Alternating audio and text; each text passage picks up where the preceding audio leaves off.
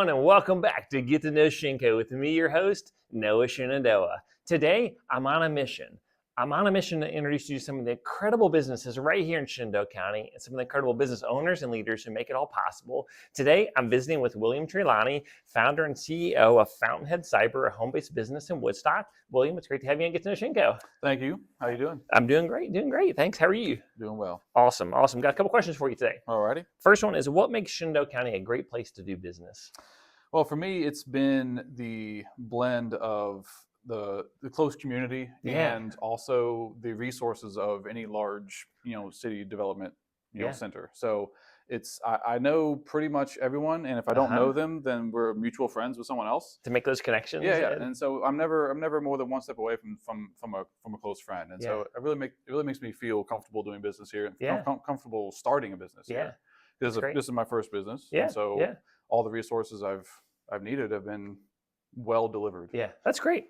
Second question for you is, tell us a little bit about your background and what led you to open Fountainhead Cyber. So I've worked for many years for some of the largest, service provider companies out there, providing IT services and security services to some of the other largest companies in the world. Yeah. So one of the common theme I would run into is inefficiency in all ways. Like there's solutions that are very bloated, very heavy, very hard to work, and then also they don't quite meet what customers are actually wanting to solve. For. Sure. Right. Sure.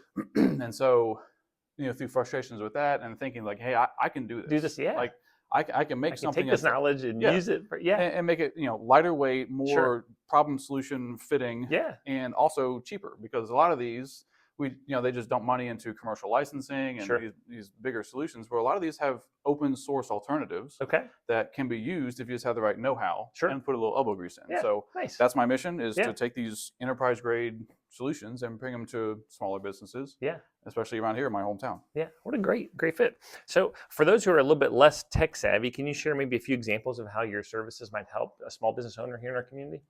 Yeah, so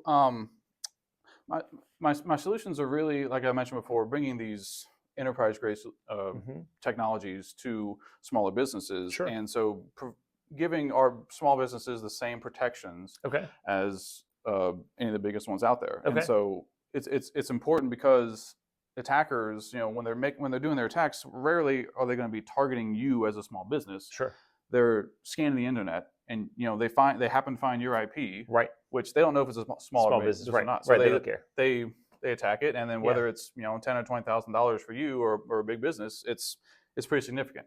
And so the threats are there, and so as a small business, you need all the same protections as any large enterprise. Yeah, that's great. Okay, so for those first three questions, William has in advance, but we always like to do kind of a fun question at the end. So when I think of technology and security and all these types of things and what they blend, when I think of technology, I always think of when you purchase some new software package or some type of new hardware, that it's almost outdated like the moment you're buying it, right? There seems to be such a quick process of that. So what's one piece of technology or software that you think should be permanently grounded years ago, but people still insist on using it?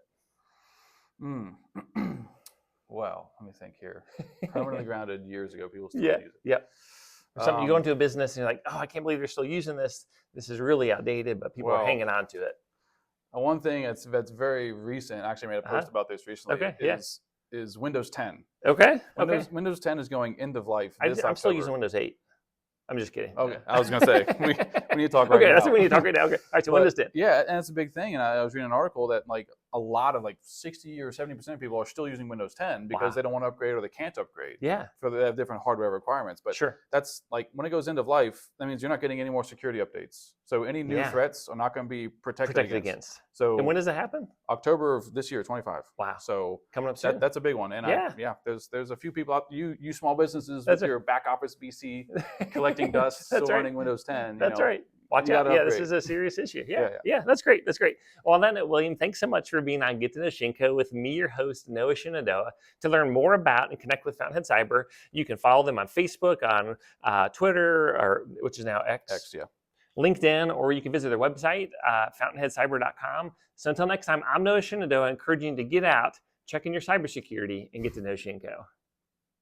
If you'd like to have your business featured on Get to Know Shinko, please reach out to me, John Vogel, at at jfogel@shenandoahcountyva.us or message me right here on Facebook. We appreciate you watching this video and helping to get the word out on all the amazing businesses right here in Shenandoah County.